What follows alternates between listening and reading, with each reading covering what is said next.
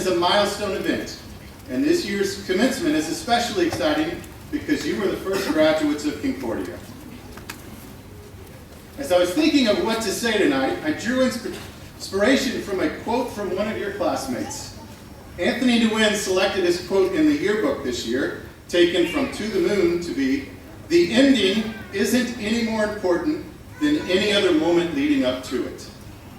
And I thought to myself, that's pretty profound. Because today is not more important than any other day. It's a day we're celebrating. It's a milestone day, but it's not more important than all the classes you've taken, the assignments that we have made you turn in, the activities you engaged in, the games you both won and lost, tests and finals you aced, essays you wrote, friendships you made and cultivated, or the opportunities and challenges that you have experienced during the past 4 years. Tonight is an opportunity for our community to celebrate you for both your individual and collective achievements. So class of 2017, relax, take a deep breath, and enjoy this experience. You've earned it.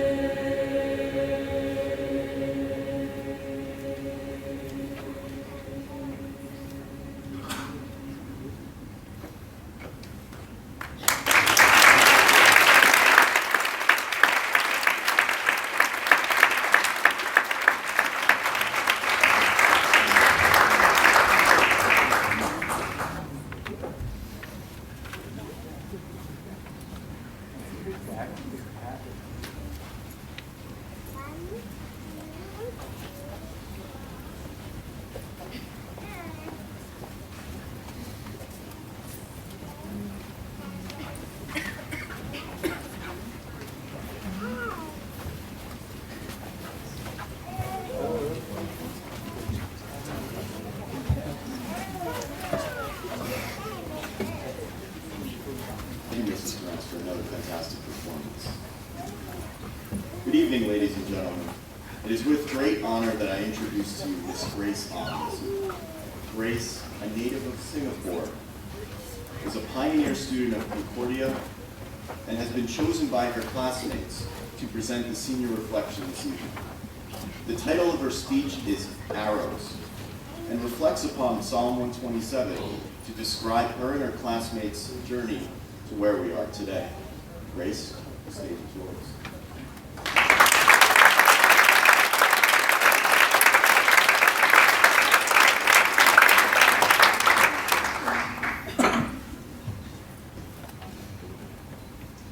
Well, good evening, Board of Directors, parents, friends, faculty, and most importantly, my fellow class of 2017. It is truly an honor to be chosen to represent the first graduating class of Concordia International School of Hanoi. So, it's over. Another year has gone by just like that, but this is not just any year. This is the year we graduate. This is the year we say the final goodbyes. This is the year we go out into the world all by ourselves. This is the year we make history. And that history is made today as we become Concordia's very first graduates. In the Bible, Psalm 127 reads, "Children are a heritage from the Lord, offspring overboard from him.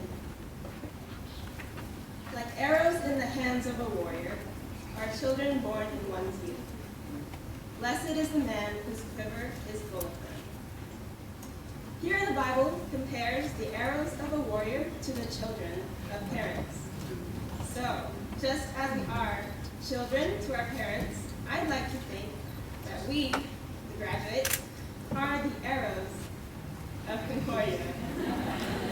And the Fletchers, those who make the arrows, are the people who make up this community.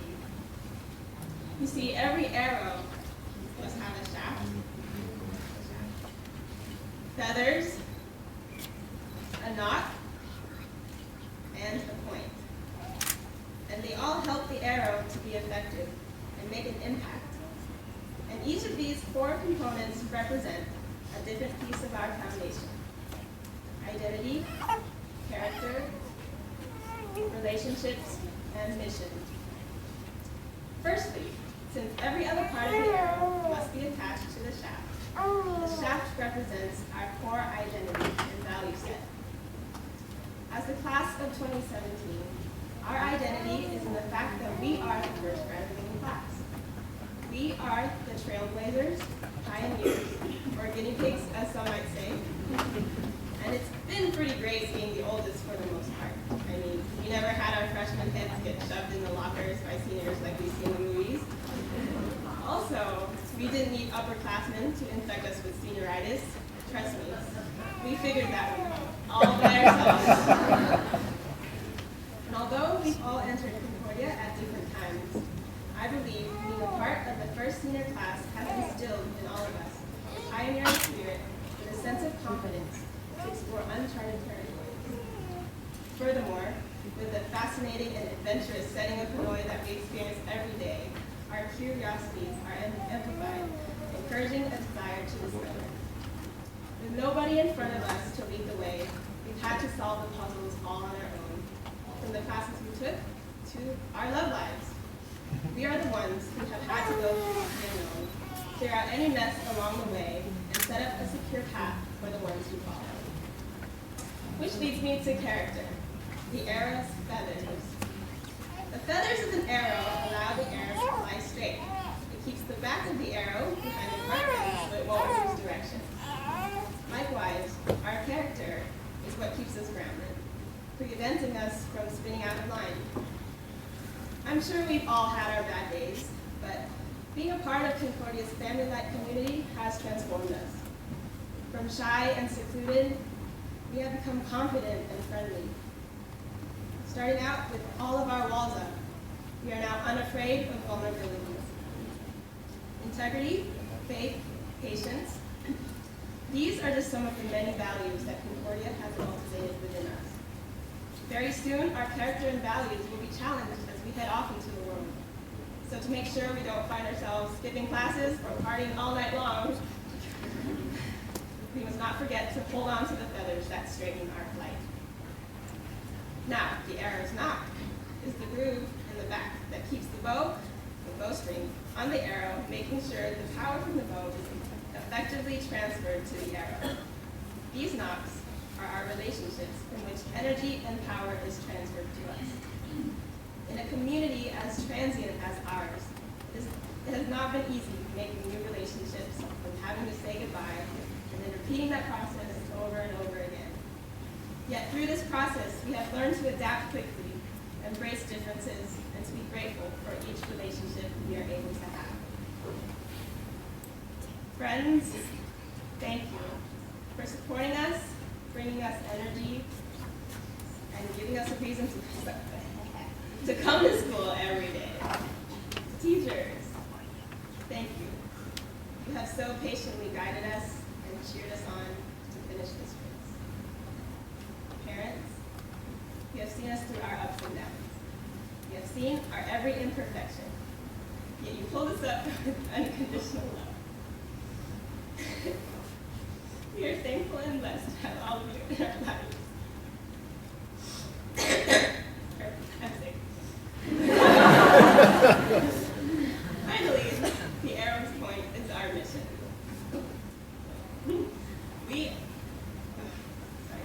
What are we striving towards? What do we want to accomplish? Maybe it is to be a gene therapist and making customized babies, or to become a hotel manager so that there's lots of money to buy video games.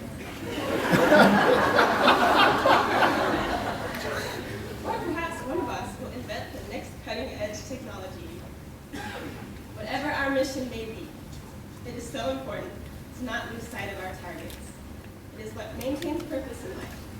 So tonight, as Concordia sends out its first arrows, we will be setting out on our own missions and making an impact wherever we land.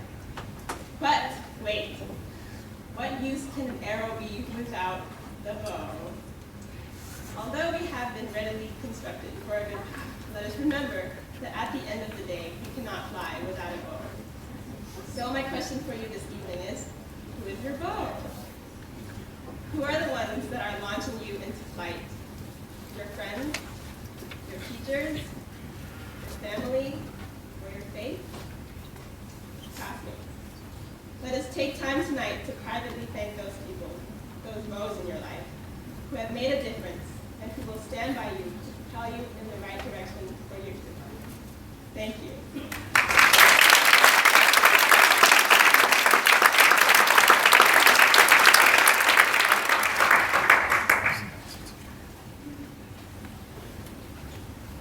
Thank you, Grace. I would now like to present the Senior Scholar Award. The Senior Scholar Award recognizes academic excellence and the students' contributions to Concordia. It is given each year to the graduating senior with one of the highest grade point averages for 4 years of high school and demonstrated evidence of having taken a rigorous course load, made a significant contribution to the school, is recognized as being a student of high moral and ethical character.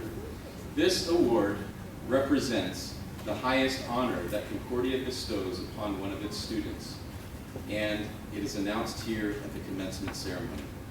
The Senior Scholar Award includes a $750 scholarship. The student will receive a shield, a small personal shield to take home with them, and their name will be listed on a large shield which will hang in the school.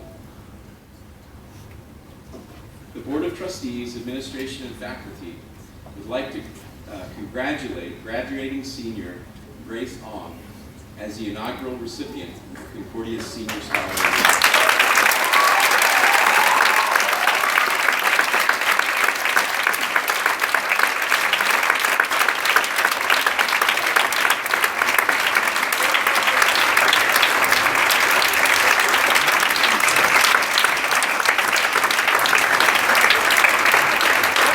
She has taken a rigorous course load with multiple AP and research-based classes, is a three-sport varsity athlete, and is an accomplished musician who plays 4 instruments. Grace will attend Calvin College in the fall, where she will study occupational therapy. Congratulations, Grace.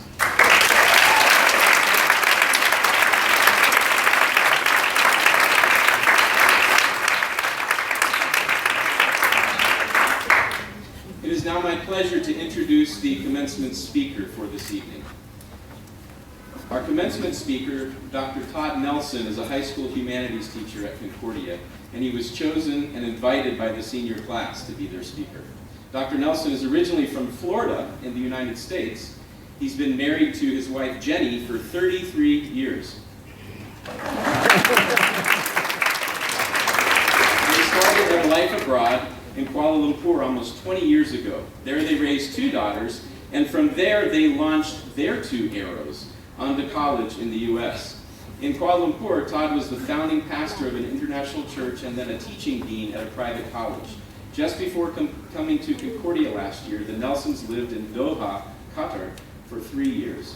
Todd managed a learning center and did private tutoring for a young member of the Qatar royal family. Dr. Nelson earned a BA degree in business management from the University of South Florida and a Master's of Divinity and PhD in theology and hermeneutics from Southwestern Seminary in Texas. Todd spoke at his own high school graduation 38 years ago. He comes today at the invitation of the senior class to share a few things he's learned since.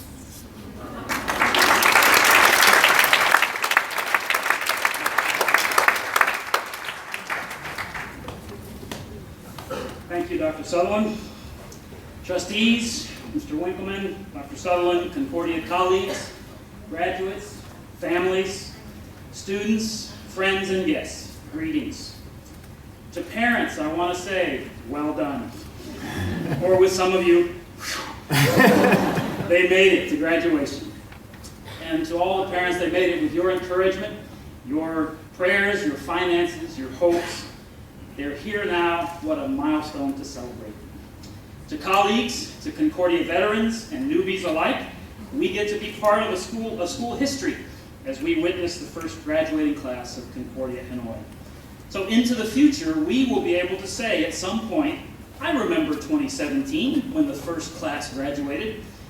So thank you for helping create the camaraderie we enjoy as faculty, staff, and administration, and for encouraging and mentoring our students. And finally, to graduates, congratulations. You're finally here. You've done it. You finished high school and you're about to be launched as arrows to your next destination, where you'll continue training, preparing for life and for careers. Thank you for the privilege of speaking to you. Speaking about speaking. Woodrow Wilson, former president of Princeton University and then of the United States, was known for making short speeches. One of his cabinet members asked him one time how long it took for him to prepare a speech. And he said, well, it depends. If I'm to speak 10 minutes, I need a week or 2 at least to prepare. If you want me to speak for an hour, I'm ready right now. So it really is hard to prepare a short speech, especially for one who's used to speaking for 30 or 40 minutes at a time. But thank you, seniors, for giving me plenty of time to prepare. As I pondered what to say tonight, what brief word of encouragement I could bring, I settled on a topic that's always popular, but also academic. It's relevant to all, and is backed by science. It's a question that's been asked and answered by ancient philosophers, modern psychologists, self-help gurus, and most speakers at commencement ceremonies. The question is, what really matters in life? What really matters? What is the path to satisfaction with life and happiness? Of the many things we could list and talk about, I'm just going to share 3. And having taught all of you this year, I know you've considered your own definition of happiness and success, and your own identity as a third culture kid or as a multicultural student. You've learned from Huck Finn, Scout Finch, Willie Loman, Barack Obama, Tang Ha Lai. You have some ideas about maturity and happiness and success. And your parents do too, no doubt. Have their own definitions of success. Maybe you've talked with them about it already. Or maybe you haven't. Maybe after tonight, you could begin that conversation. A simple starter might be, what do you think about Dr. Nelson's speech tonight? Back to the question about what matters in life. Must the path to happiness start with academic success, the right school, the prestigious university, a beautiful or handsome spouse, the right career, and eventually lots of money? Or is happiness not so much about the milestones on the way, the status we achieve, the money we make, but the values we pursue, how we give and receive love, and the choices we make daily to be positive? You know now already what I'm about to recommend, don't you? But actually, brain research and psychological science over the last 20 years has shown that the popular definition of success is flawed, and the formula for success is backwards. Many people think that to be happy, you must succeed at every level of life.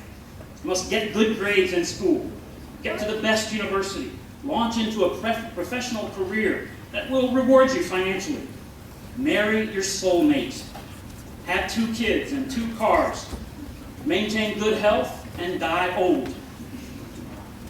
Strive to succeed, and then you'll be happy.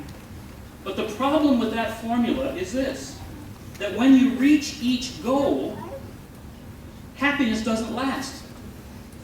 You set another goal, and then another, and then the goalposts keep getting pushed back. And lasting happiness is always just over the horizon. So now enter the new field of positive psychology, and I have the privilege of teaching psychology at Concordia. Psychologists from places like Harvard, UPenn, Michigan, and the APA, they've shown that this path does not always lead to happiness. It can, but there are a lot of rich, educated, miserable people in the world. However, people who choose to be positive, who choose contentment, love, generosity, they are the ones priming their brains with positivity. They are the ones who are more likely to achieve and succeed in life, whereas brains set to negative or even neutral do not perform as well. Plus, positive people are happier already on the journey. So it's positivity and happiness that fuel success, not the other way around. Well, you might ask, are you saying then that only optimists can be happy and succeed?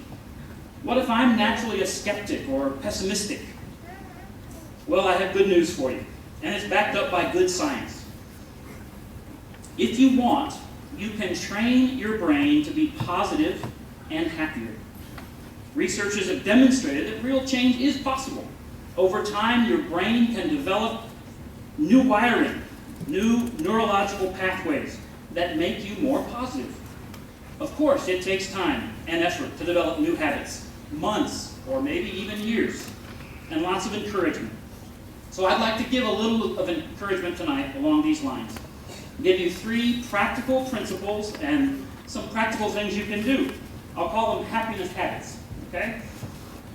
They may seem trivial to some, but I promise you they have power to rewire your brain to make you more positive, happy, and then successful. So number 1, social support matters. What matters in life? Social support. Now, I didn't say social network. I didn't say Facebook. I said social support, connection, community. And you say, of course, right? Other people matter. You matter to them. Having close relationships are central to a productive, healthy, happy life. But oftentimes, when studies get you stressed or get you down, you will be tempted to isolate yourself, hunker down in the library, and study and pull all-nighters. And that's okay from time to time, but it's also good to have study groups and work together. Keep those connections, have pizza parties. So many psychological studies have shown the importance of social support. We need each other to give and receive care, especially in those stressful times or when you're just having a bad day. In the early 1990s, I was a pastor finishing my doctoral degree, and I had my first church in a small rural dairy farm area of northeast Texas. I was also a volunteer firefighter. We didn't have a fire department in that end of the county. We only had about 400 people in that end of the county, more cows than people. But we needed a fire department, so we banded together to start one. And of course, we needed training to do that. So we went to a 3-day training down at Texas A&M University, and part of that training is called a smokehouse. Has anybody ever done this kind of training or at all to fight fires? A smokehouse is a structure built specifically for training, and you go in with a partner on the buddy system in all your fire gear and your mask and the air tank on your back, and you are instructed to sweep that place. It's full of smoke. Hollywood has it wrong, and I learned this from this experience. When you go into a burning building, it's not ablaze and alight with fire. It is pitch black with dark smoke. And of course, you get low. If you don't have the breathing equipment, you get on the floor. But even if you do, you get on the floor because it's cooler. So you're instructed to go in with your buddy. One of you is designated to stick to the wall. Keep your right foot at the right baseboard and your right hand touching the wall. Your partner grabs you by the left sleeve, and he reaches out, and with his foot and hand, he sweeps the floor to rescue anybody that might be in there. So we did this, and you go in with a certain amount of time. You've got an hour of air on your back. You've got a bell that will go off that warns you when your air is getting low. So when I read the story from Sean Acor, the Harvard psychologist who pioneered in this positive psychology field, as an 18-year-old, he did the smokehouse in Waco, Texas. And they went in just like I described, but they'd been set up. The trainers rigged their bells to go off much earlier, like after 10 or 15 minutes, when they still had lots of air left in the tank, but it was on purpose. And when that bell went off so early, and then the partners goes off, what happens? They start to panic.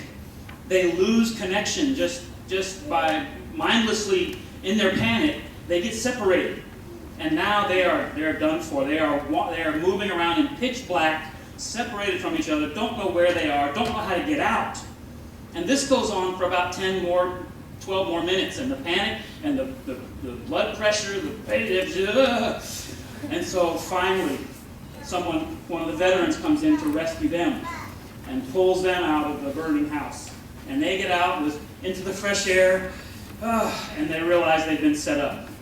The whole purpose was, the only dummies in that house were the newbies, the rookies. The veterans went in to pull them out to teach this lesson: don't let go of your life support. Don't let go. You're going to get off to university and need to make new friends, have a new social support system. You can stay connected on Facebook with each other and family, but you'll need new friends face to face. And my encouragement is to you, hold on tight to those. Make new friends, make them quickly, and hold on tight. You need that social support. To forge these bonds and to rewire our brains, we can make a habit of doing random acts of kindness for friends and family, even strangers. This will help you as well as you go off. To just do random acts of kindness. Write a note of encouragement. Clear off the dining table. Bring a cup of water or coffee or tea. Hold the door or lift for the person behind you. The more you do these kinds of things, the more you create positive emotions and new pathways in your brain that will keep you positive. So, social support matters. What else matters? It's already been mentioned tonight, but gratitude matters. Most of us were taught by our parents to say thank you for gifts and kind deeds. It's the polite and right thing to do. If we really take gratitude on board, it can expand to be a general attitude or character strength. And studies have shown that grateful people are more energetic, emotionally intelligent,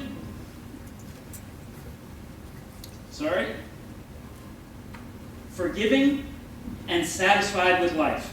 In other words, happier. And many of you get this. Graduates, I know you do because I've received thank you notes from several of you, and I want you to know on Monday morning they will be tacked up on my bulletin board because they encourage me. So thank you for the thank you notes. If you're not naturally grateful, or if you just want to develop this character strength and become happier in the process, there are ways to do it. You could end each day as your head hits the pillow by recounting 2 or 3 things that happened that you are grateful for that day. Counting your blessings at night as you go to bed. Sounds trivial or simple, but if you really want to cultivate gratitude and rewire your brain for happiness and positivity, then doing this for a month or 2 in a row will pay great dividends. Because your brain will begin to scan every day those things during the day that you can recount that night. Train your brain to be grateful. And finally, we said social support, gratitude, and one more thing. And this may seem even less weighty, but I would suggest to you that smiling is important. It's the time now for signing yearbooks, right? All kinds of messages in your yearbooks. I remember mine 38 years ago, whatever it was. A lot of them referenced, they said, Todd, keep smiling. Because even back then, I was kind of known for the smile. In positive psychology, there was a study done years ago, not that long ago, 2001. They investigated what they call full-face smiles, not just the airline stewardess smile, but the full-face smile, ear to ear and crow's eyes in the corners of the eyes, full-face smiles. 2 researchers analyzed 114 yearbook portraits from the 1958 and 1960 yearbooks of a women's college in the San Francisco area. All but 3 of these young women were smiling in their photos, but the smiles were different. Some showed the full-face smile, where the eyes contracted, got small, crinkled at the edges. Others did not. They just smiled with their mouths. On a 10-point scale, all the smiles together averaged about a 3.8. The researchers chose these particular pictures to analyze because the women in them were participants in a long-term study of important life events.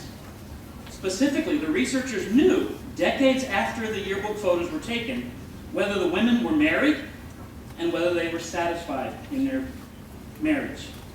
As it turns out, the fullness of their yearbook smiles predicted both outcomes.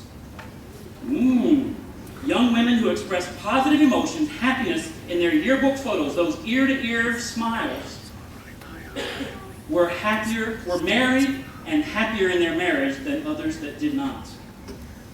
So smiling makes a difference, right? Ladies, I can't promise you anything, okay? You've already taken your yearbook photo, so I don't know how that's going to come out. Does smiling matter to guys? Another study, guys, was done with baseball players. In 2010, researchers studied photographs of Major League Baseball players from the 1950% no smile, 43% little smile, 15% big smile. What were they interested in? It wasn't marriage this time. Their focus was on 150 players who had died as of June 2009. Researchers were interested in lifespan, how long they lived. Players who did not smile in those pictures on average lived for 72 years. Those who smiled a little bit averaged 75 years.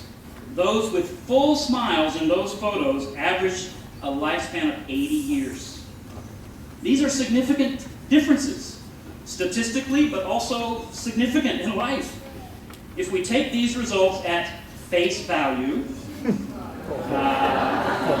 a full smile is worth 5 to 8 extra years of life. Isn't that right, Mr. Elliott?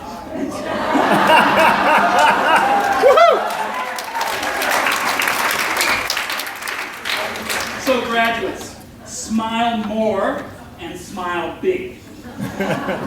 Even if it's only to yourself sometimes. That also counts. Because the muscles in your face trick your brain into thinking that you're happy. And if that works, then you will be happy and be more positive. Get those chemicals, happy chemicals flowing. And plus, smiles are contagious. Well, we could name many other important values, but we've said social support, we've said gratitude, and we've said smiling. Now, graduates, we send you out like arrows, sharp citizens of the world with much to offer, classmates and work teams that you'll rub shoulders with. Think critically, yes. Work hard, yes. But keep caring also. Count your blessings every day, especially on those days when life gets you down. Smile broadly and often. Choose positivity at university and wherever else you go in life. Care, thank, smile, not just for the camera, but for your own good. Then you'll influence your classmates, your workmates, your families, and you'll have a ripple effect. And then at a future Concordia Hanoi reunion, 10, 20, 30 years down the line, you can say, life's been good. And we can celebrate your success again. Go Thunder, God bless and guide you all.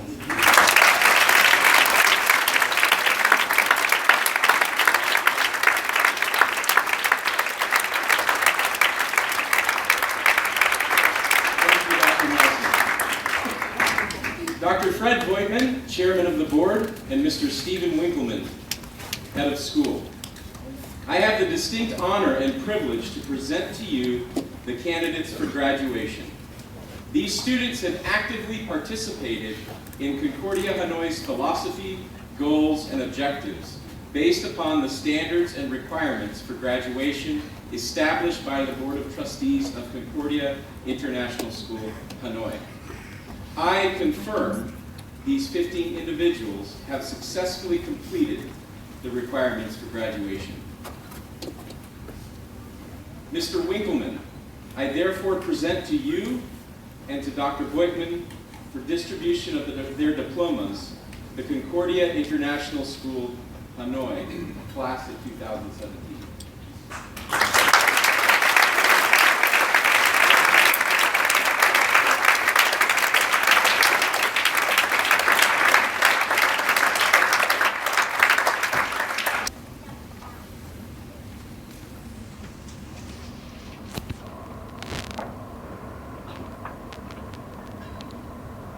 Kyle Thomas Breeden.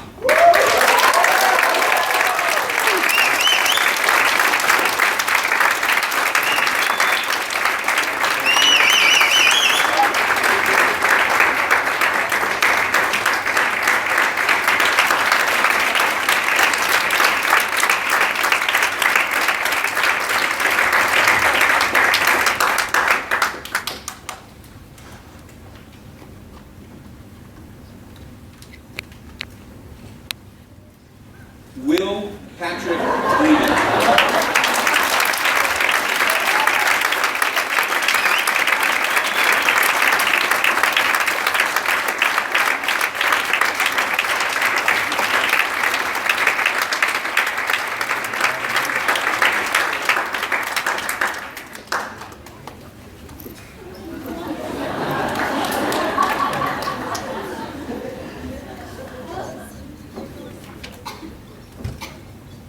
Huy Van Qua.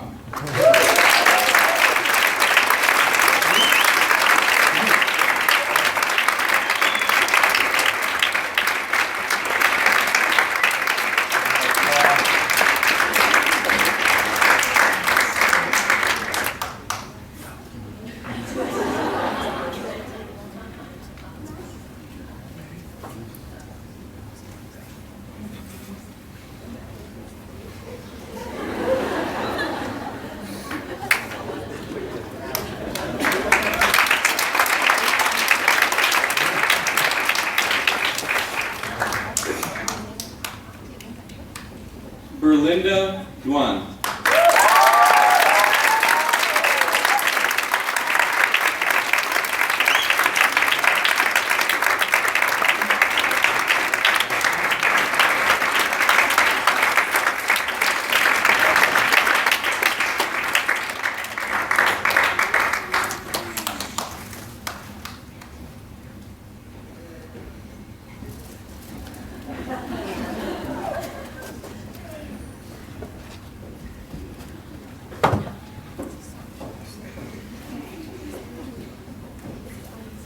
Jared Montgomery Gagnon.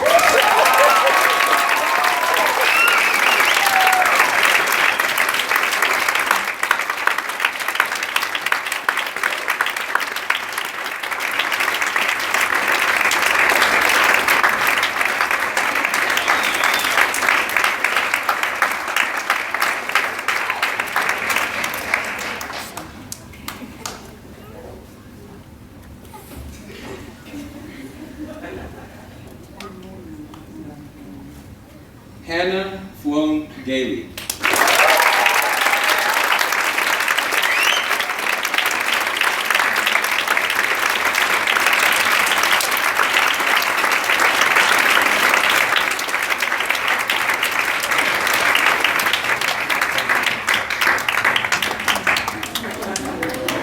That smile, please.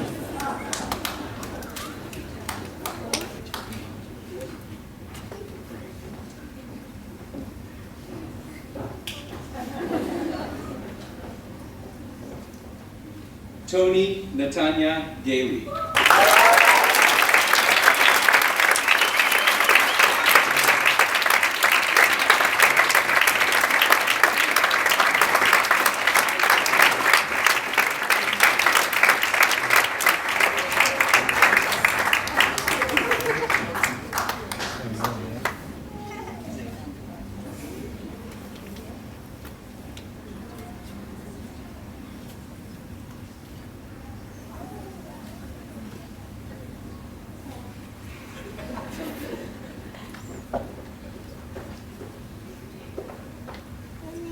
Sarah Elizabeth Gorski.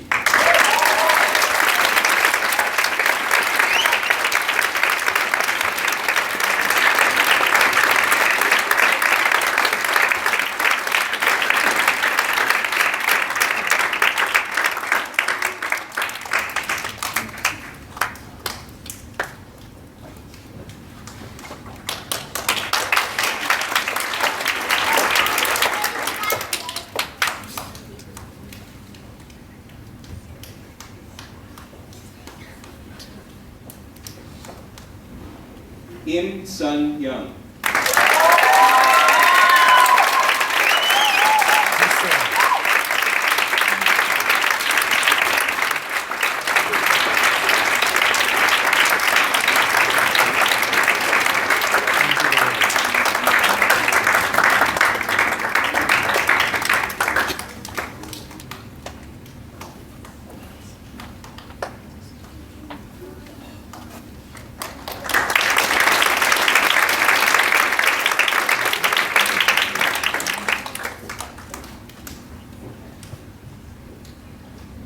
Daniel James Miller.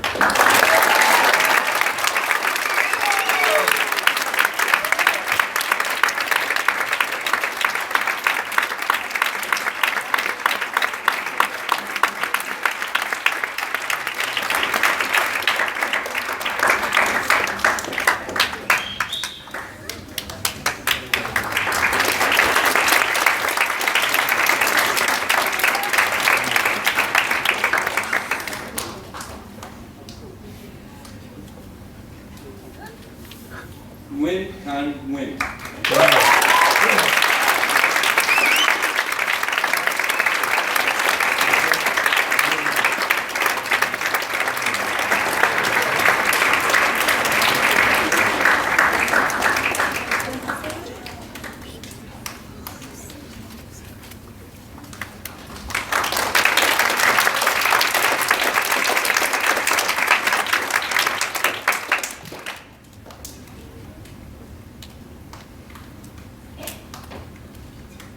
Nguyen Tae Vinh.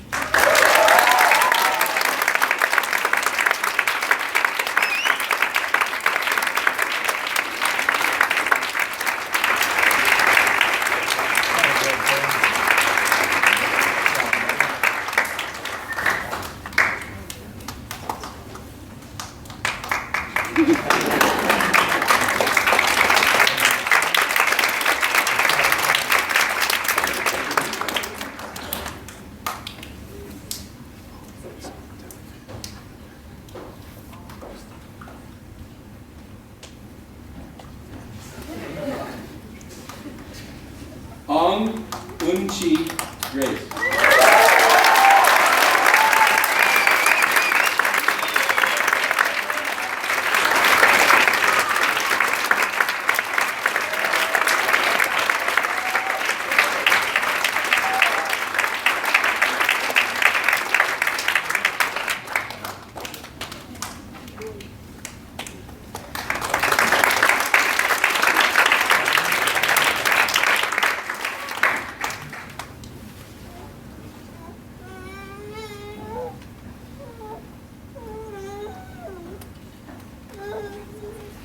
Phan Thanh Tung.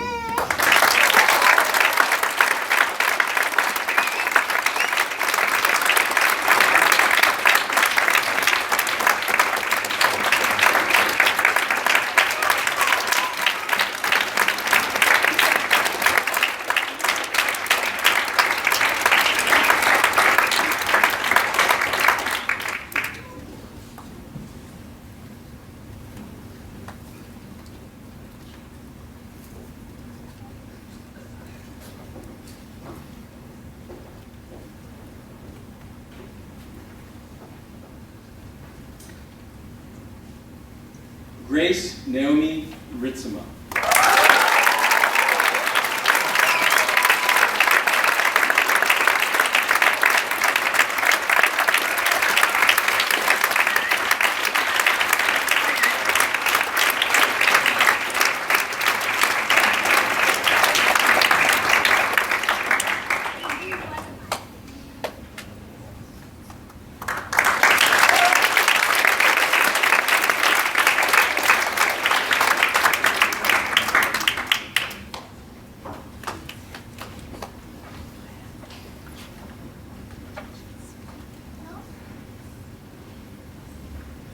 Graduates, would you please rise?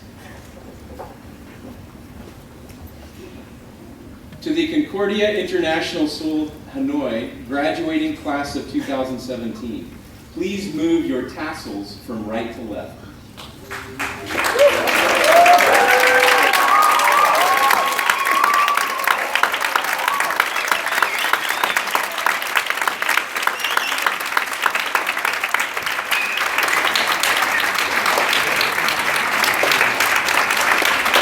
Ladies and gentlemen and the Concordia community, I proudly present to you the graduating class of 2017.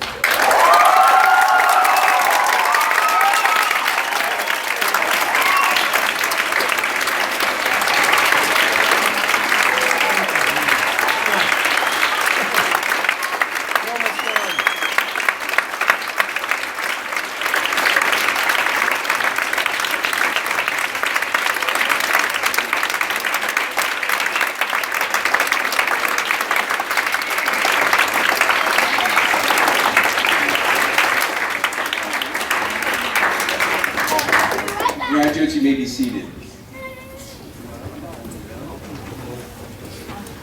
You are exceptional men and women, and I am proud to call you the first graduates of our school.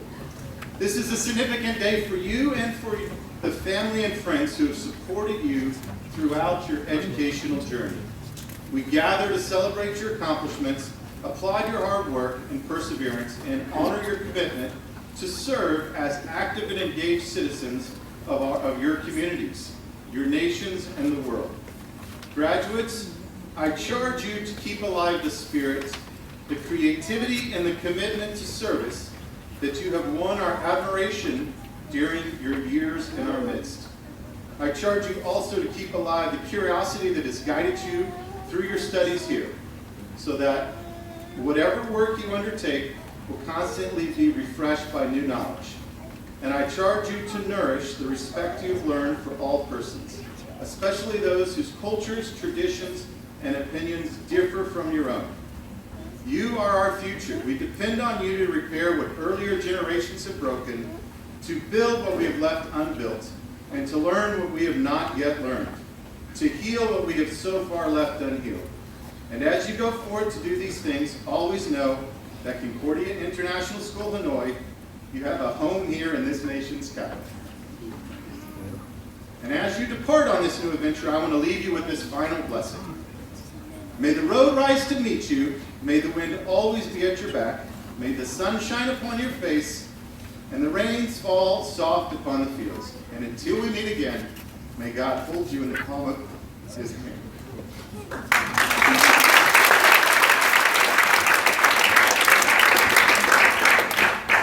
Congratulations and best wishes to all of you. Here.